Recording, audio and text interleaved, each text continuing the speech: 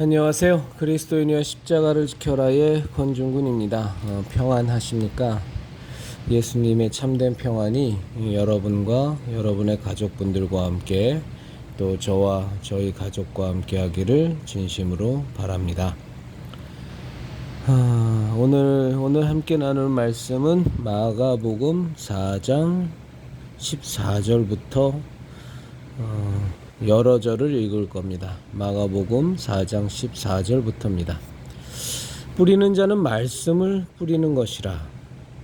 말씀이 길가에 뿌려졌다는 것은 이들을 가리킴이니 곧 말씀을 들었을 때에 사탄이 즉시 와서 그들에게 뿌려진 말씀을 빼앗는 것이요. 또 이와 같이 돌밭에 뿌려졌다는 것은 이들을 가리킴이니 곧 말씀을 들을 때 즉시 기쁨으로 받으나 그 속에 뿌리가 없어 잠깐 견디다가 말씀으로 인하여 환난이나 박해가 일어나는 때에는 곧 넘어지는 자요. 또 어떤 이는 가시떨기에 뿌려진 자니 이들은 말씀을 듣기는 하되 세상의 염려와 재물의 유혹과 기타 욕심이 들어와 말씀을 막아 결실하지 못하게 하는 자요. 좋은 땅에 뿌려졌다는 것은 곧 말씀을 듣고 받아 30배나 60배나 100배의 결실을 하는 자니라.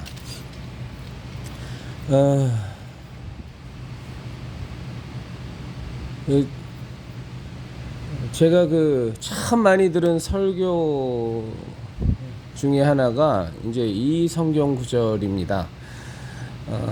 이 성경 구절은 이제 마태복음에도 동일한 내용으로 나옵니다. 저는 몇 번을 제가 기억하는 것만으로도 몇 번 아니면 열 몇 번 하여간 굉장히 많이 들었던 설교가 이 성경 구절을 인용해서 교인들에게 예배에 참석한 교인들에게 이런 얘기들을 해요. 목사라는 분들이 정말로 여러분의 마음밭이 옥토가 돼야 됩니다. 정말로 여러분들의 마음밭이 옥토가 돼야지 여러분들의 마음밭이 길가라든가 돌짝밭이라든가 가시덤불이 있는 그런 땅이 돼버리면 하나님의 말씀이 여러분들에게 떨어져도 여러분들에게 하나님의 말씀에 임하여도 사탄이 와서 즉시 다 그 말씀을 빼앗아 가거나 아니면 정말 환난이나 박해가 있을 때 돌짝밭처럼 그냥 조금도 버티지 못하고 바로 시험 들어서 그냥 무너져 버리거나 아니면 정말 돈의 욕심이라든가 세상의 명예의 욕심이라든가 성공이라든가 이런 재물의 유혹과 같은 이런 것들이 올 때 가시덤불에 가시나무가 있는 가시덤불이 있는 그런 땅처럼 말씀이 떨어져도 그런 욕심들 때문에 결실을 맺지 못하게 된다. 그러니까 여러분들이 정말로 옥토가 돼야 된다. 그래서 하나님의 말씀을 받을 때 옥토인 마음으로 아멘으로 주의 말씀을 받고 그 말씀이 여러분의 심령에 심겨져서 30배, 60배, 100배의 결실을 맺을 수 있도록 여러분들이 주의 말씀을 대할 때 정말 옥토가 된 심령으로 그 말씀을 대해야 된다 라는 설교 말씀을 저는 굉장히 많이 들었어요. 아마 우리 형제자매님들도 여러 번 들으셨을 거라고 전 생각을 합니다.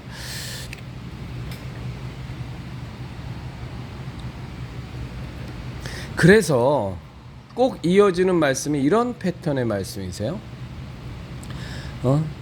목사가 예배 시간에 강단에서 말씀을 전하는데 그 말씀이 여러분들 가운데 30배, 60배, 100배의 결실을 맺느냐 그렇지 않느냐는 여러분의 책임이다.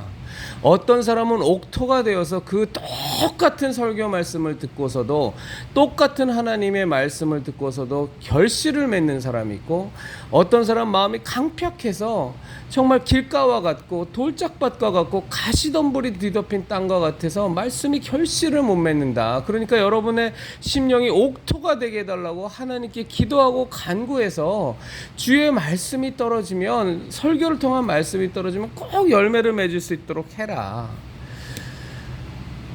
어떻게 생각하세요? 우리 형제자매님들은요? 이 말씀에 대해서. 저는 전적으로 틀렸다고 말씀드리지는 않겠습니다. 그런데 굉장히 저는 잘못된 설교라고 저는 감히 여러분들에게 말씀드릴 수 있습니다. 말씀을 뿌리는 자는요,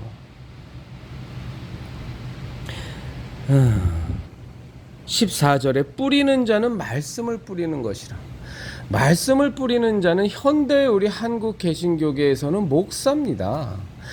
물론 각자가 하나님 앞에서 주의 성경의 말씀을 읽으면서 이 성경 구절을 하나님 앞에 놓고 기도하면서 하나님, 제가 정말 주의 말씀 대할 때 제 마음이 돌짝밭같이 되지 않고 길가같이 되지 않고 가시덤불로 뒤덮인 밭이 되지 않고 옥토가 되어서 제가 읽은, 제가 상고하는 주의 말씀이 제게 30배, 100배, 60배의 결실을 맺을 수 있도록 하나님 제 심령을 바꿔주세요라고 우리 교인들은, 우리 성도들은 기도해야 됩니다.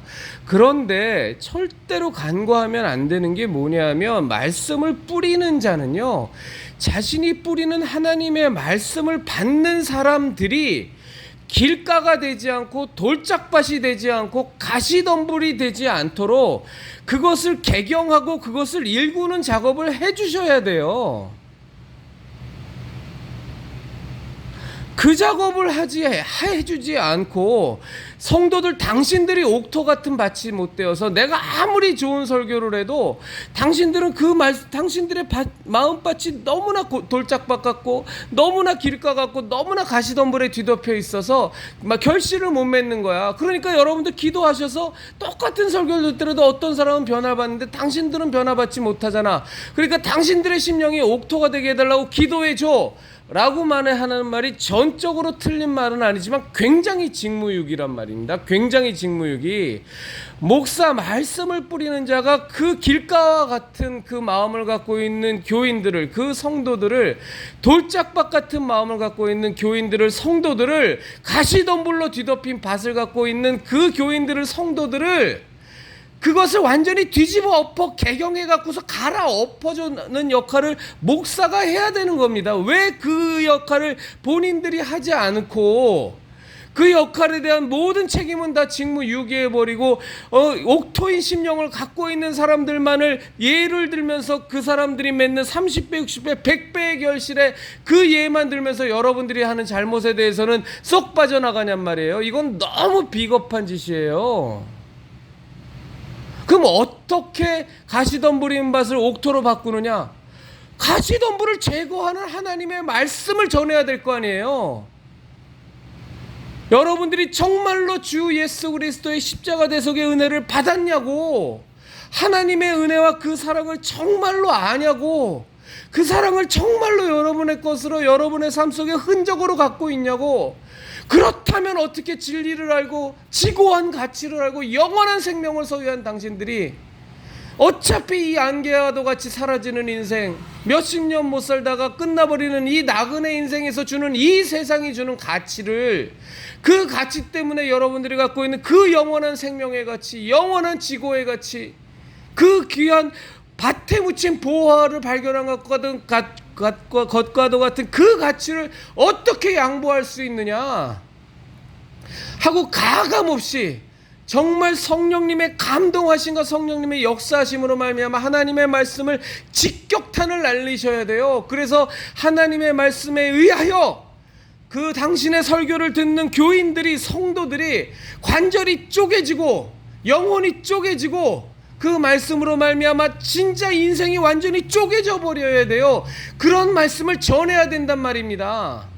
본인이 그런 말씀을 전할 수 있는 능력을 갖게 하려고 진짜 죽어라 기도하고 죽어라 설교 준비하고 또 강단 위에 올라가서는 교인들 눈치 보지 말고 하나님께서 주신 그 말씀 그대로 비수와도 같은, 양날의 검과도 같은 관절과 영혼과 및 그 골수를 찔러 쪼개는, 완전히 박살을 내버릴 수 있는 주의 말씀을 전해서 그 가시덤불을 제거해 버려야죠.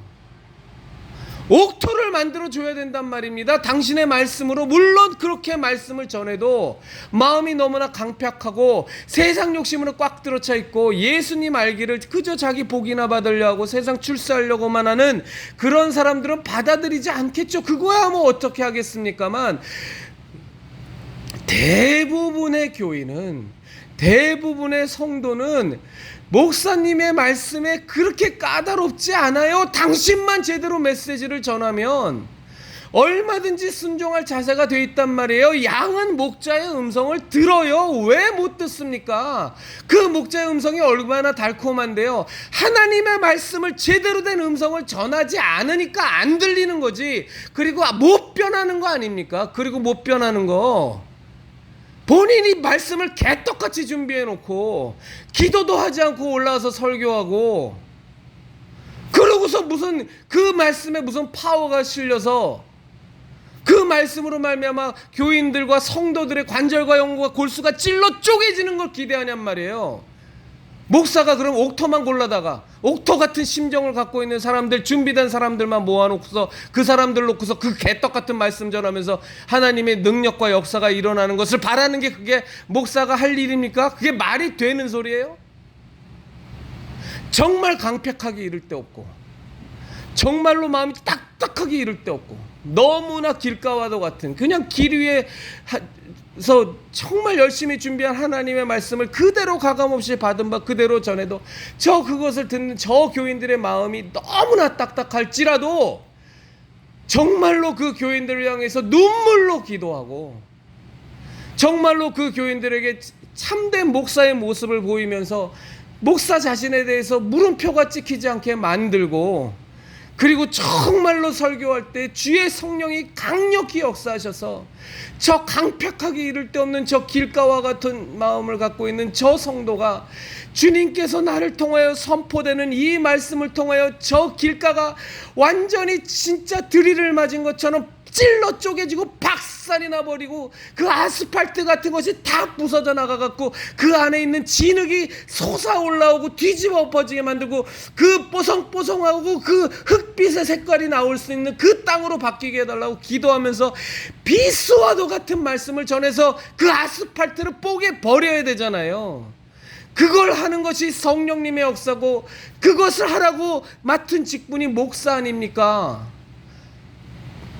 근데 말씀이 전혀 능력이 없고 하나님의 영역도 구하지 않고, 여러분들도 보셔서 아시겠지만 정광훈이 추종자난 그 목사들, 뭐 송모시기 목사들서부터 몇몇 목사들 설교하는 거 제가 하도 궁금하고 하도 기도 안 차는 설교들을 해다갖고, 제가 그 교회 목회를 하는 목사들도 있다고 해서 가서 그 설교를 한번 들어봤어요. 제가요 너무 놀랐어요. 정말 이 땅의 평신도들은 착해요. 아니면 바보든지 그 송모시기가 떠드는 그 설교를 그걸 듣고 있어요. 1시간 내내. 여러분도 가서 들어보세요.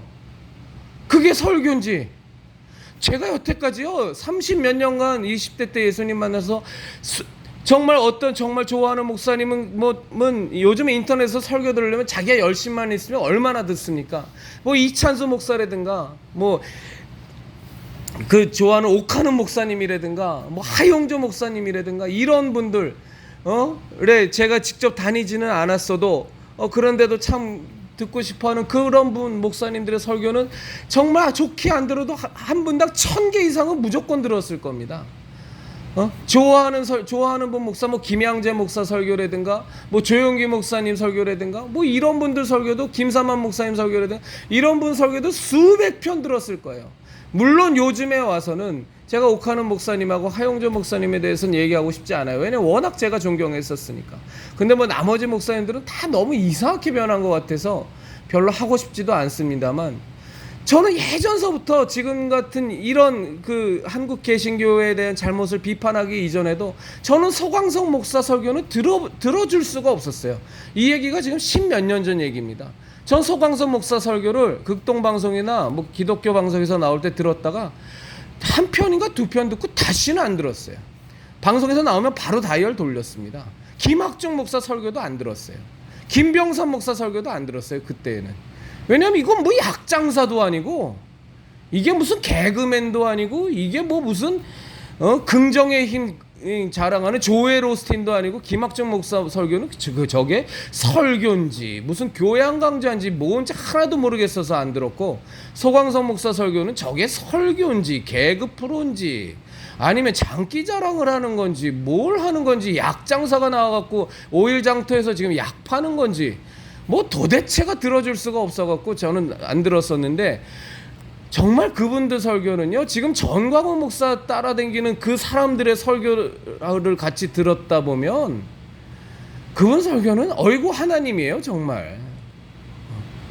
제가 깜짝 놀랐습니다. 전광훈이 추종자들의 설교를 뭐 제가 실명은 안 밝힐게요. 뭐 손 모시기, 송 모시기, 또 뭐 강 모시기 들어줄 수가 없어요. 이건 완전히 기복미신으로 꽉 차 있고, 이건 말도 안 되는 신학에 이게 지금 설교를 하는 건지 혼자서 그냥 주문을 외면서 뇌 가리고 앉아 있는 건지, 그따위 목사들이 설교하는 설교를 듣고서 어떻게 아스팔트와 같이 딱딱하게 강팍된 그 마음이 깨지고 부서집니까?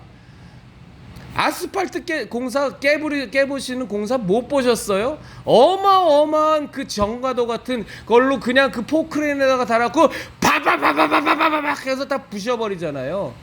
주 예수 그리스도의 생명의 말씀이, 하나님의 생명의 말씀이, 성령님께서 역사하시는 그 말씀이 그 정도의 강력함도 없습니까? 무슨 소리 하는 거예요? 아무리 강팍한 사람도, 아무리 돌짝박 같은 사람도 주의 성령님께서 역사하시고 주의 말씀이 그대로 꽂혀져 버리면 영혼이 혼미해지고 관절과 골수가 찔러 쪼개지고 그 자리에서 뒹굴뒹굴해서 그냥 자빠져 버릴 수밖에 없는 게 살아계신 주의 말씀이에요. 지들이 말씀을 거지같이 전하니까 맨날 교인들 다 성도 틀만 하지, 뭐 마음이 돌짝박 같다는 둥, 뭐 마음이 길가 같다는 둥, 가시덤불에 가득 차 있다는 둥.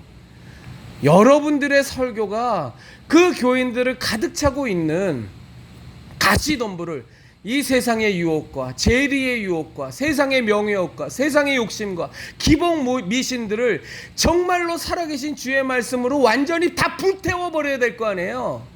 뿌리채 그냥 잡아다가 휘가 막아갖고서 완전히 그냥 저 천리만리로 뒤집어 던져버릴 수 있어야 될 거 아닙니까? 돌짝밭 같은 것들 그냥 포크레인으로 갖고 와서 막 퍼대겨서 언제 돌짝밭이 있었냐는 등 그 진흙밭을 만들어버려야 될 거 아닙니까? 물론 거기서도 사단이 강력히 역사해서 못 듣게 하는 영혼도 있고, 워낙에 욕심이 많고 예수님을 믿으러 온 기본 시작 자체서부터가, 첫 단추서부터가 완전히 기복미신에 그냥 성공이나 하려고 그러고 기업체나 기우려고 그러고, 이건 뭐 예수 그리스도의 십자가 대속의 은혜는 눈꽃만큼도 관심도 없고, 하나님을 믿는 거지 부처를 믿는 거지 점쟁이를 믿는 건지 아니면 무당한테 가서 그냥 뭐 구수판을 벌리는 건지 아무 차이도 없게, 워낙에 기본적으로 신앙의 틀이 잘못되어 있는 사람들은 또 다를 수 있겠지만, 그러나 저는 그 사람들도 바뀔 수 있다고 봐요. 목사님이 정말로 성령 충만한 말씀을 제대로 던져버리면, 그런데 본인이 그 말씀을 전할 능력은 없고, 또 교인들을 위해서 그 말씀을 전하게 해달라고 하루에 3시간, 4시간, 5시간씩 눈물을 흘리며 통곡을 하며 기도하기는 귀찮아 죽겠고 맨날 골프나 치러 다니고 싶고 테니스나 치러 다니고 싶고, 별 거지 같은 목사들하고 만나갖고 맨날 히덕거리면서 농담이나 하면서 낄낄거리거나 하고 싶고, 정황 모르고 철 모르는 교인들한테 신방 가갖고 대접이나 받으려고 그러고 맛있는 거나 얻어먹으려고 그러고, 기도해주고 나서 고맙다고 감사원금이나 챙기려고 그러고, 그런 생각 자체가 3,000%, 4,000%로 빠져 있으니까 그런 말씀을 어떻게 전할 수가 있냔 말이에요. 도대체 왜 목사가 됐냐고. 왜 목사가 주의 말씀을 제대로 전해서, 교인들은요, 더군다나 한국에 있는 개신교 교인들은 착해요. 옥하는 목사님께서 소천하시기 얼마 전에 몇 해 전에 몇 번을 강조해서 교경협에서 한 얘기가 있어요. 저는 그 말에 전적으로 동의합니다. 교인들은 죄가 없습니다. 교인들이 저 모양 저 꼴이 나고 한국 개신교회가 이 모양 이 꼴이 난 건 99%도 아니에요. 100% 목사 잘못입니다.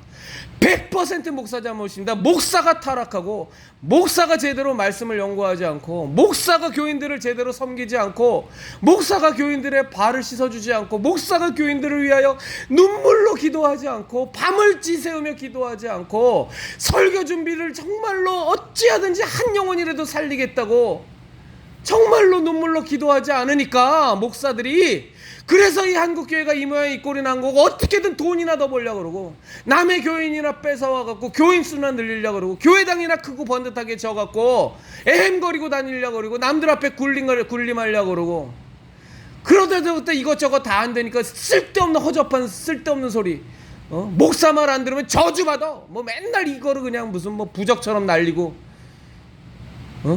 전광훈이처럼 선교 내 말 안 듣고 내 말에 순종 안 하면 생명책에서 지워버릴 거야.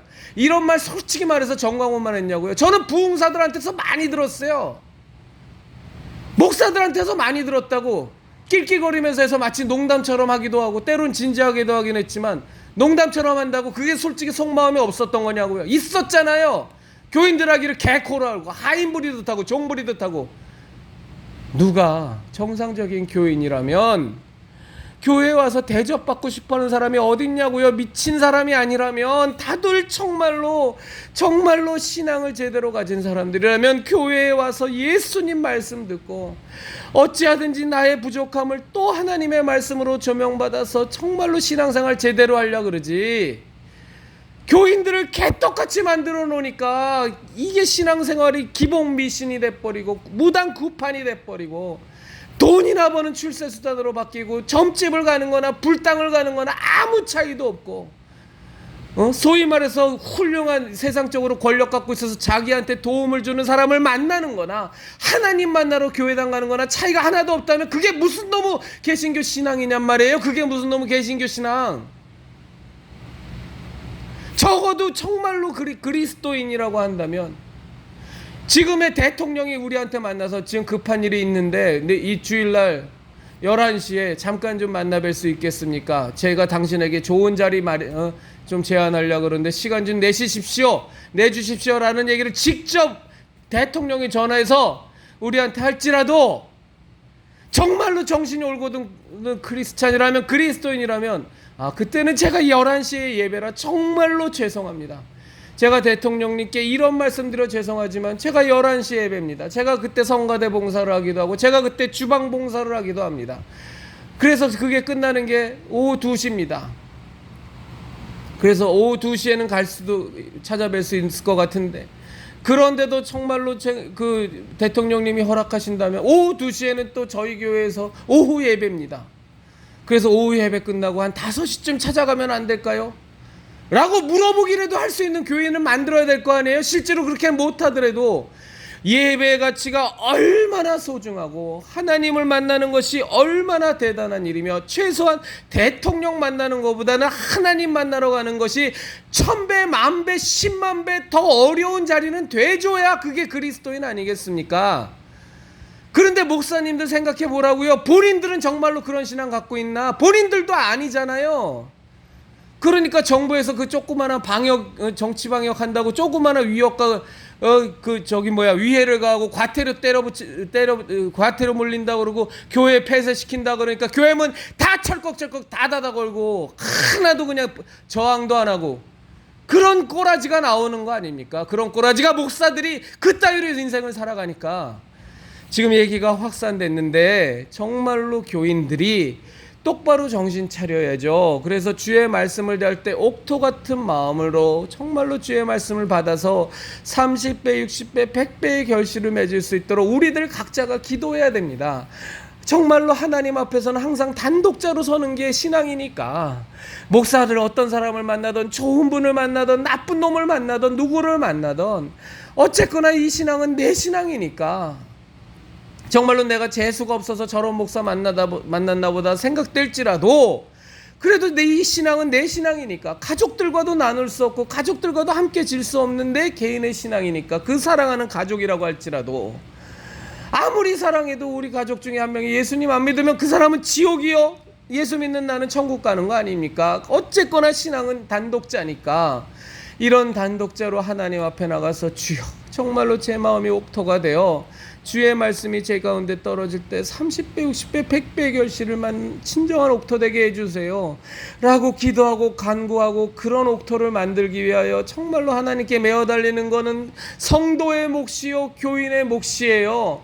그러나 목사라면 그렇지 못한 그런 기도를 할 수 없는 교인들, 그런 신앙의 수준이 안 되는 교인들을 정말로 주의 살아있는 주님의 말씀으로 영혼과 관절과 골수를 찔러 쪼개는 비수와도 같은 예리한 양날과도 같은 양날을 갖고 있는 검과도 같이 정말로 기도하고 눈물을 흘리며 금식하며 주의 말씀을 갖고 하나님 전하라는 대로 강단 위에서 그 말씀을 그냥 그대로 폭격을 해갖고 교인들을 뒤집어 엎어버려야 되고 가시덤불을 불태워 버려야 되고 길가를 간장 깨부셔버려야 되고 그 돌짝밭을 완전히 다 걷어버려갖고 그 안에 있는 뽀송뽀송한 흙이 나오도록 할 수 있는 목사가 되게 해달라고 정말로 하나님께 메어 달려야 될 거 아닙니까? 왜 본인이 그걸 마땅히 해야 되는 건 하나도 안 하고 맨날 놀기만 하고 맨날 만난 것만 먹기만 하고 대접받으려고 하고 사례금이나 많이 받으려고 하고 교회나 큰 교회 지으려고 하고 좋은 차나 타려고 하고 사택이나 넓은 집에서 살려고 하고 퇴직금이나 왕창 뜯어내려고 하고 전별금이나 왕창 뜯어내려고 하고 그러면서 말씀은 개떡같이 전하고 솔직히 말해서 개떡같이 말씀 전하는 사람들 아까도 말씀드렸지만 한두 목사냐고요. 한두 목사냐고요. 어쩔 거예요 진짜. 이번에 퀴어 강난제 서울시청에서 벌어진 퀴어 강난제에 대해서 대회장을 맡은 사람이 수원명성교회 유만성 목사세요. 아무도 대형교회에서 아무도 그것을 안 맡으려고 그래서 그분이 떠밀리듯 겨우 맡으신 것 같아요. 그분은 그래도 행동하는 목사님이었던 것 같습니다. 교인들도 깨어 있었고 정말로 나라 사랑하는 마음, 하나님 나라에 사랑하는 마음, 죄와 싸우되 기도로만 싸우는 것이 아니라 기도하며 외치며 행동하는 것까지 하는 교회였던 것 같습니다. 감사합니다. 저는 수원명성교회 유만성 목사께서 정광훈 목사에게 그 부흥집회 장소를 빌려주고 그래서 저는 그것 때문에 아주 선입견이 안 좋았지만 이번에 퀴어 광란제 반대 대회장 맡은 거 보고서 저분에 대해서 내가 굳이 오해할 필요는 너무 심하게 나쁜 편견을 가질 생각은 필요는 없겠구나라는 생각도 일견 들었어요. 그런데 그분이 크리스찬 투데이하고의 그 인터뷰한 동영상을 보면서 저같이 이제 비판 잘하는 놈, 저같이 그냥 이렇게 꼬여 있는 놈이 들으면 또 이제 아주 그냥 마땅치 않은 얘기를 또 하세요. 이번에 10만 명 가까이 운집한 교인들을 보면서 야 정말로 이 땅의 평신도들도 많이 깨어 있구나. 이제는 정말 평신도들도 많이 깨어 있구나. 그냥 좋게 보면 좋게 들으면 그냥 그렇게 넘어가야 되는데 저는 이런 게 또 그냥 꼬여요. 또 걸려요. 뭘 평신도들이 많이 깨어 있어요. 뭘 평신도들은 목사님들만 깨어있으면 평신도들은 다 깨어난다니까. 평신도들이 제대로 깨어나지 못한 이유는 목사들이 잠자고 있어서 그렇다니까요.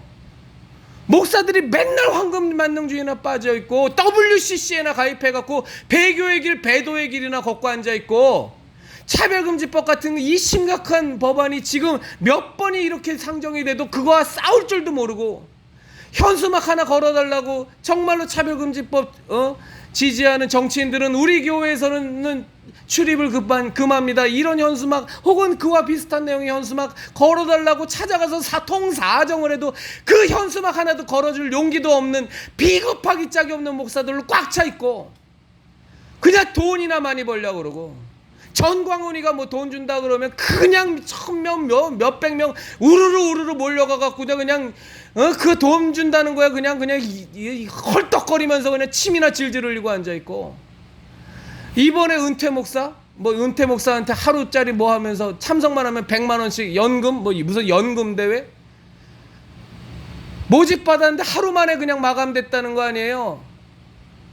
그러고서 거기 가갖고서 돈 100만 원씩 하루 종일 그 말도 안 되는 소리 다 듣고서 돌아가는 길에 돈 100만 원씩 진짜 받으니까 그거 좋고서 받아갖고 히덕거리면서 나오면서 한다는 말이 이런다고 내가 정광훈 지지를 할 줄 알아? 뭐 이따위 말들 했다는 거 아니야. 니들이 더 나빠. 니들이 나이를 쳐드셔갖고 70이 넘고 80이 넘어갖고 그 정광훈이한테 가갖고서 거기서 말도 안 되는 얘기 듣고 선교 카드 모금한다 1000만인 서명하고 그리고 그거에 대한 목적은 이미 명백하게 몇 번이나 밝혔는데 거기다 서명하고 그리고 선교 카드 발급하는데 도움 주겠다고 구두로 약속하고 통신사 이동하는데 핸드폰 통신사 이동하는데 도움 주겠다고 또 구두로 약속하고 그리고 100만 원 받아서 낄낄거리고 히덕거리고 오면서 그런다고 내가 정광훈 지지할 줄 알아? 이따위 막 에라이 진짜 부끄럽지도 않아요? 그런데 가서 거지같이 100만 원을 받기 위해서 거기서 하루 종일 시간을 보내고 와서 기껏 자기가 생각해도 자기가 너무 부끄러우니까 나오면서 자기네들끼리 낄낄거리서 하는 말이 그런다고 정광훈이 지지할 줄 아나? 이따위 말하면 거기 가서 하루 종일 그 초라한 몰골로 그 구차한 몰골로 앉아있는 그 추한 모습이 다 상세가 됩니까? 도대체 목회를 어떻게 하고 평생 어떻게 살았어요? 뭐라고요? 뭐 거기 간 사람이 폐지를 주우면서 생활하는 어려운 분들도 계시다고요. 그래서 그것이 너무 어렵기 때문에 그 100만 원이 너무 소중해서 그래서 어쩔 수 없이 갔다고요. 그냥 폐지를 주우세요 제발 좀.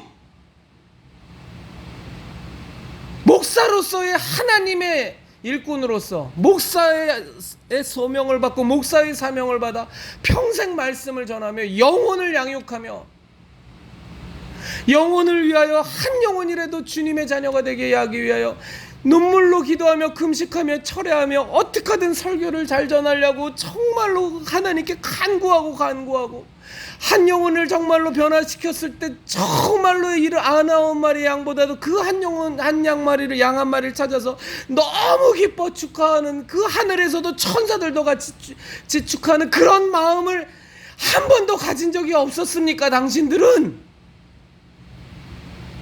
도대체 평생 목회를 어떻게 한 거예요? 무슨 마음으로 목회를 했냐고.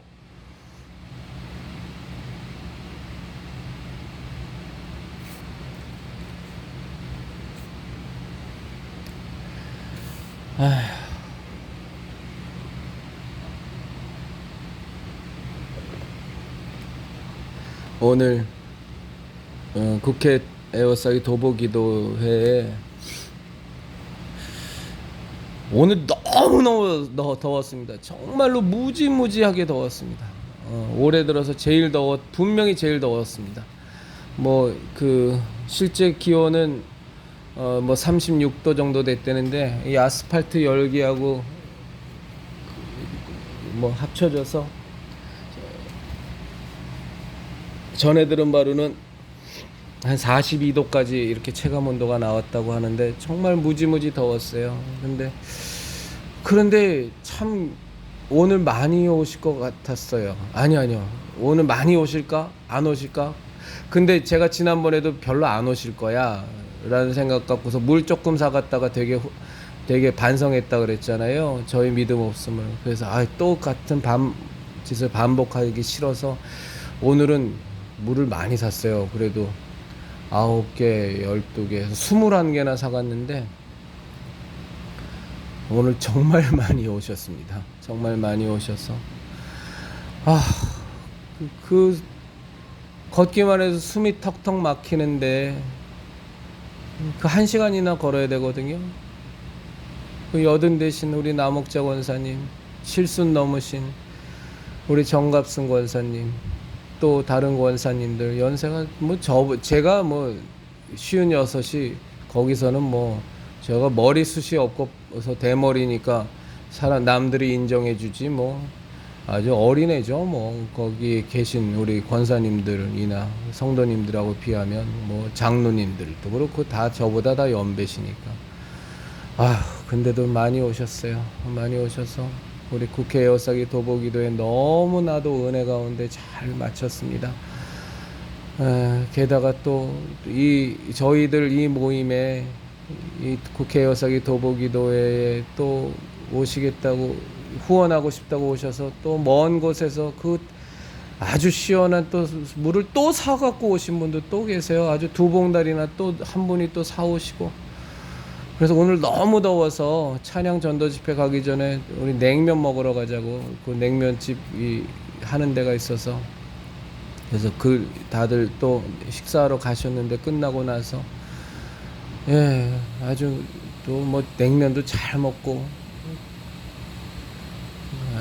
그랬습니다. 이제 그렇게 끝나고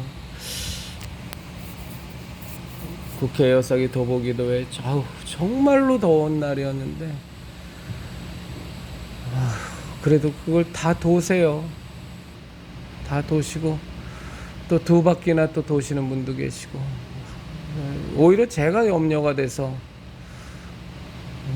그래도 좀 젊으신 분들은 괜찮은데 연세 드신 분들은 혹시 탈라면 어떠나 제가 염려되는데 항상 전 믿음이 없으니까 그게 참 문제입니다.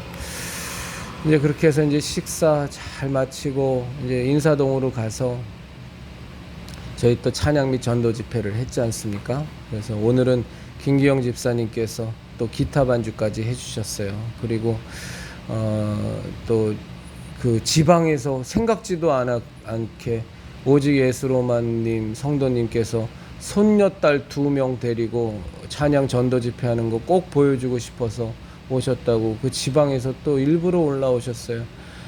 아유, 뭐 너무너무 놀랐어요.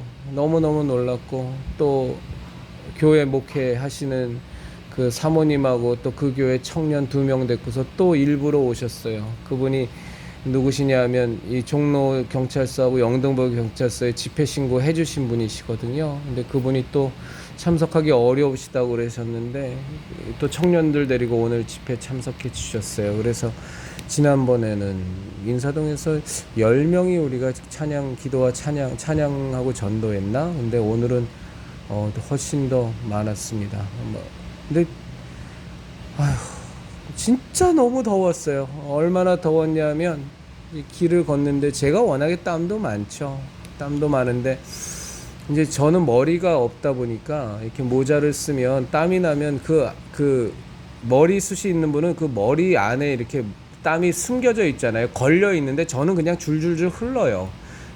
소위 말해서 그 폭우 쏟아지는데 나무 없는 산에는 그냥 물이 막 흐르잖아요. 그거랑 똑같습니다. 나무가 있으면 그 물이 막 그 스며들기도 하고 해서 제어가 되는데 나무 없는 산에 비 내리면 그냥 내려오는 것처럼 저는 머리숱이 없으니까 땀이 나면 그냥 그 땀이 줄줄줄 흘러버리거든요. 그래서 페이퍼 타월을 이렇게 몇 겹을 해갖고서 땀을 닦았는데 얼마나 더웠는지 내가 참 또 그런 경우는 처음이에요. 페이퍼 타월이 종이잖아요. 거기에 땀이 가득 차 있는데 짜니까 다 젖어서 짜니까 그냥 땀이 주르륵 흐르는 거예요. 그래서 또 쓰고 제가 페이퍼 타월 짜가면서 써보긴 또 오늘 처음입니다.